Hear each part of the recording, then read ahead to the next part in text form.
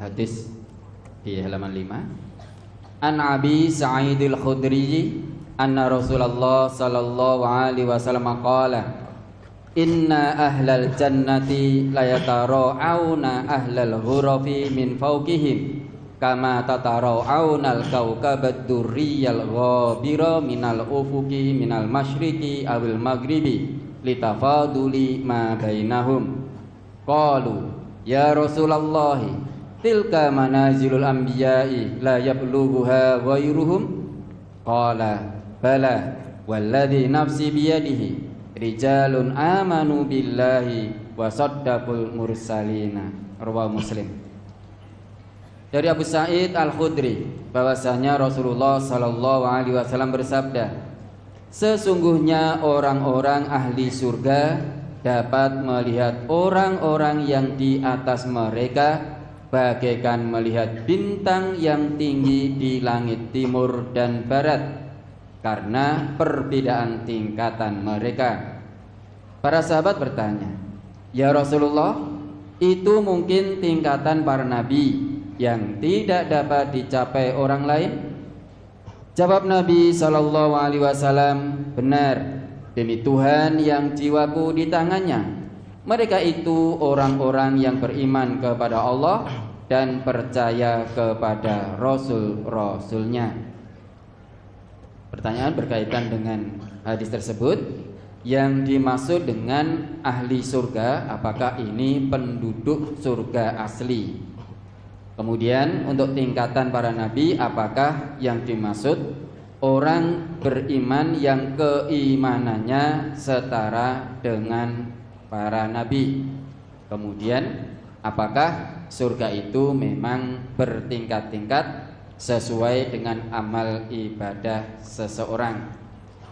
Kemudian bolehkah kita sebagai orang mukmin mencita-citakan mendapatkan surga yang tingkatannya sebanding dengan surganya para nabi? Ada 4 pertanyaan ya, kita jawab sekaligus. Ja'alallahul jannah darajat. Melalui sabda Rasulullah mengabarkan pada kita bahwa Allah itu menjadikan surga darajat, bertingkat-tingkat sesuai dengan kadar keimanan masing-masing penduduk surga. Yang dimaksud ahli surga di situ bukan penduduk asli surga, artinya itu manusia-manusia yang berhasil mendapatkan anugerah dari Allah berupa surga. Surga dengan kenikmatan tertinggi. Maka penghuni surga yang derajatnya ada di bawahnya bisa melihat ke atas. Sebagaimana ketika di dunia dia juga bisa melihat bintang yang paling terang yang terbit dari ufuk timur maupun barat. Ketika para sahabat mendengar sabda Rasulullah, beliau bertanya, ya Rasulullah, tilka manazilul anbiya la yablughuha ghairuhum. Oh, ahlul ghuraf itu yang terlihat oleh penduduk surga yang di bawahnya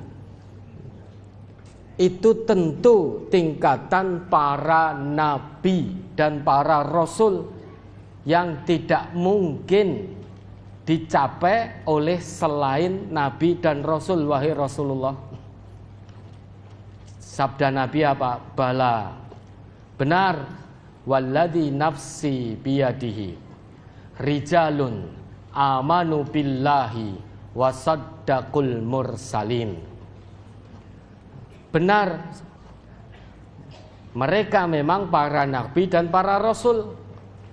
Selain itu, ahlul ghuraf yang terlihat dari bawah itu juga termasuk orang-orang yang ketika di dunia benar-benar beriman kepada Allah dan juga membenarkan para utusan Allah. Jadi tidak khusus untuk para nabi dan para rasul saja. Manazil yang begitu tinggi, kenikmatan surgawi tertinggi tidak hanya dikhususkan oleh Allah untuk para nabi dan rasulnya saja, tetapi juga untuk orang-orang rijalun amanu billahi wa saddaqul mursalin. Untuk orang-orang yang semasa hidupnya di dunia benar-benar beriman kepada Allah dengan iman semurni-murninya, dan juga orang-orang yang membenarkan semua utusan Allah dengan sebenar-benarnya. Maka yang akan menjadi penghuni surga dengan tingkatan tertinggi menurut Nabi kita, selain para nabi dan rasul, juga termasuk orang-orang selain nabi dan rasul, tetapi ketika di dunia mereka punya keimanan yang mantap kepada Allah dan juga membenarkan semua seruan-seruan utusan Allah. Maka boleh kita punya cita-cita kelak di surga, mudah-mudahan dimasukkan oleh Allah di surganya para nabi, para rasul, para syuhada, para solihin. Boleh punya cita-cita itu, tetapi cita-cita saja tidak cukup. Lawang jenengan punya cita-cita, kita ini punya cita-cita dunia saja pasti harus diusahakan kok. Misal cita-cita saya jadi pilot, supir motor mabur, pilot, pilot, ya. Itu cita-cita kita. Usahanya apa? Pasti menempuh pendidikan ke arah sana. Tidak mungkin kita punya cita-cita jadi pilot kok terus kuliahnya di pertanian, itu tidak mungkin. Maka harus diusahakan, cita-cita saya jadi dokter.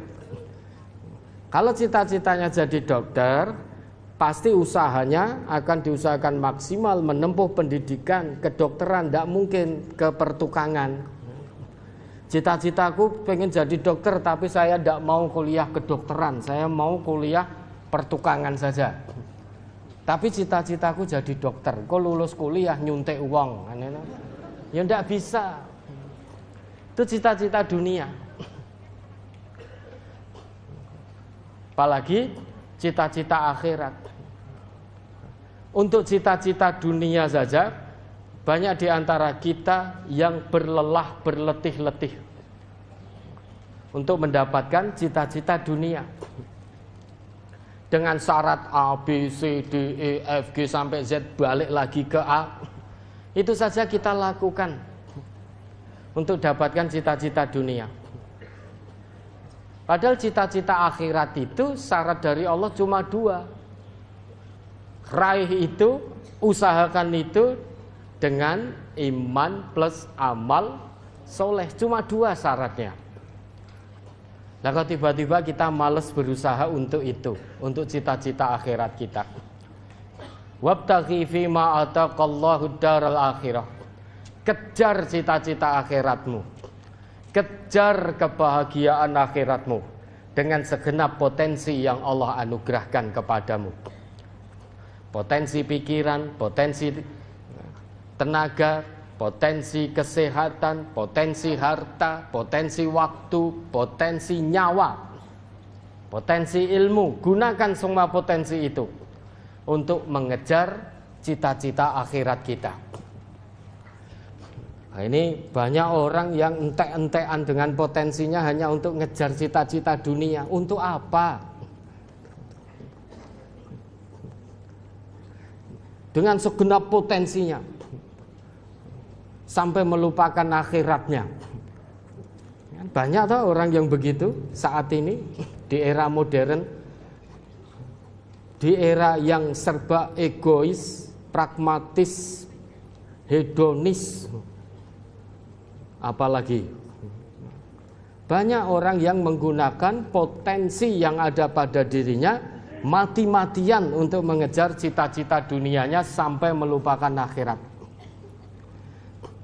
Padahal perintah Allah itu semua potensi itu gunakan mati-matian untuk mengejar cita-cita akhirat. Dunia ki mau aja mbok lalekke wis. Umpama tidak kebagian dunia tidak apa-apa. Karena dunia ini tidak mungkin Bapak Ibu kita miliki semuanya sendiri, itu tidak mungkin. Untuk urusan dunia ini kita itu hanya jangan sampai melupakan. Ambil bagian dunia kita dengan cara halal dan thayyib. Sebagian dari dunia ini boleh kita miliki, tapi tetap dengan cara halal dan thayyib. Tapi untuk cita-cita akhirat, kerahkan semua potensi yang Allah berikan padamu.